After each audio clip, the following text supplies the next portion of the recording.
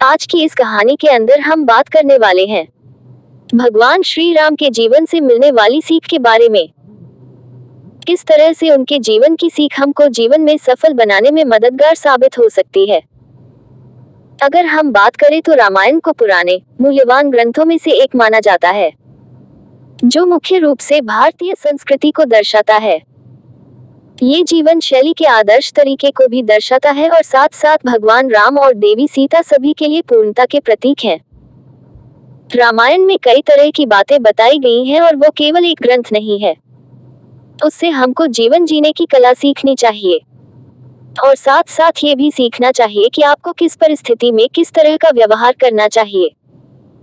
दोस्तों, आज हम रामायण के बारे में बात नहीं करने जा रहे हैं, लेकिन रामायण के एक ऐसे पात्र के बारे में बात करने जा रहे हैं जो सभी देवताओं में सर्वोपरि है। तो जानते हैं, भगवान राम वास्तविकता के इस दायरे में एक नश्वर प्राणी के रूप में भगवान विष्णु के 7वें अवतार हैं।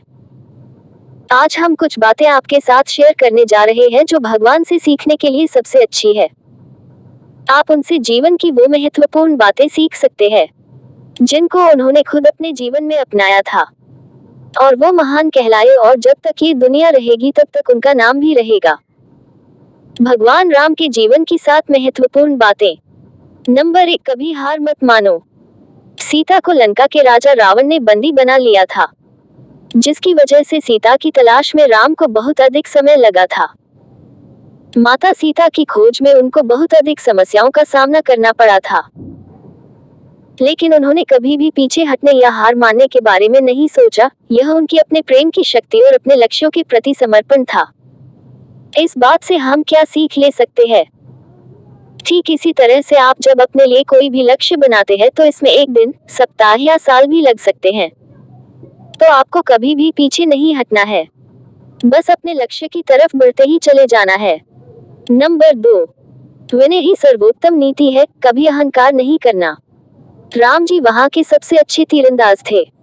उनको बड़े अस्त्रों और शास्त्रों का पूरा ज्ञान था, लेकिन उस सारी शक्ति और ज्ञान ने कभी भी उनके मार्ग में अहंकार नहीं डाला था, जिसकी वजह से उनकी विनम्रता अद्वितीय थी।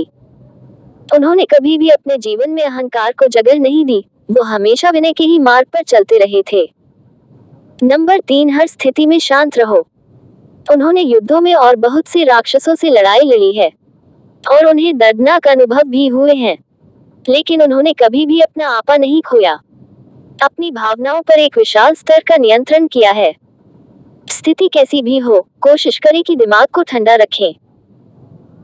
आपके घबराने से संकट का समाधान नहीं होगा।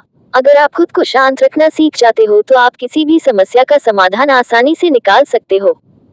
नंबर 4, अपने बड़ों का पालन करें और उनका सम्मान करें। उन्होंने कभी भी अपने माता पिता के फैसलों पर सवाल नहीं उठाया, भले ही उनका जीवन एक भयानक और खतरनाक हो। वह अपने पिता के कहने पर ही ठाटाकी जैसे राक्षसों से लड़ने के लिए तैयार हो गए थे और अपनी सौतेली मां की इच्छा पर निर्वासन के जीवन में चले गए थे। वे एक आदर्श बालक के अवतार के रूप में थे। हो सकता है कि आप अपने माता पिता के कार्यों को स्वीकार न करें, लेकिन लंबे समय में हो सकता है कि उन्होंने आपके अच्छे के लिए सबसे अच्छा विकल्प बनाया हो। इसलिए पहले उनकी बातें अच्छे से सुने। एक बात हमेशा याद रखें कि आपके माता पिता आपका कभी भी बुरा नहीं चाहेंगे, इसलिए उनकी हर हाल में इज्जत करें। नंबर 5, पूर्वाग्रह कभी समाधान नहीं होता है। जब रावण के भाई विभीषण राम के पास आए क्योंकि उन्हें अपने ही राज्य से भगा दिया गया था, राम को कभी भी उनके खिलाफ कोई पूर्वाग्रह नहीं था, भले ही उनके कुछ लोग इसके बारे में निश्चित नहीं थे। जब वे सभी विभीषण के ज्ञान और विशेषज्ञता के मूल्य को समझ गए और इससे उन्हें कैसे मदद मिली, जिसके बाद उन्हें राम की दूरदर्शिता दिखाई देने लगी। पूर्वाग्रह किसी काम का हल नहीं होता है।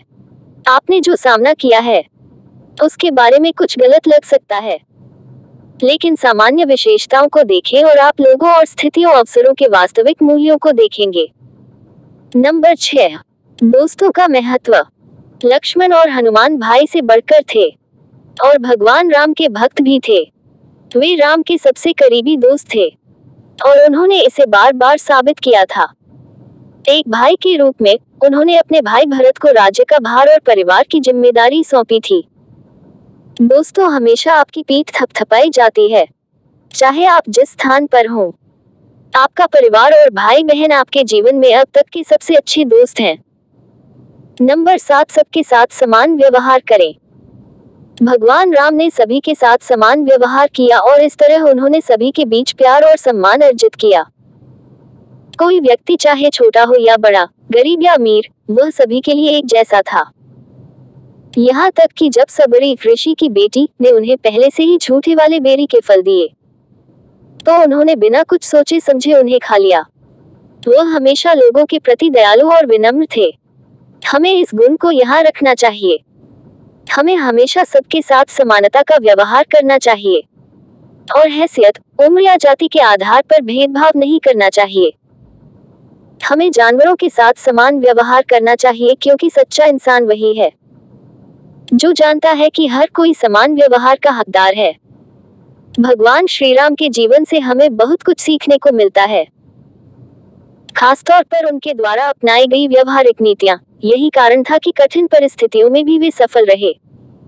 कुछ और बातें जो हम उनसे सीख सकते हैं। नंबर 1, सभी से हंसते मुस्कुराते हुए मिलना। नंबर 2, लोगों के नामों को याद रखना और उन्हें उन्हीं नाम से संबोधित करना। नंबर 3, दूसरों की बातों को ध्यान और धीरज से सुनना। नंबर 4, लोगों के प्रति सच्ची निष्ठा रखना।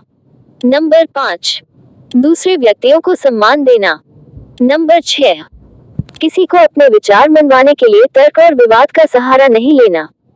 नंबर 7, उच्च आदर्श व सिद्धांत का पालन करने में हर कठिनाई को सहन करने के लिए तैयार रहना।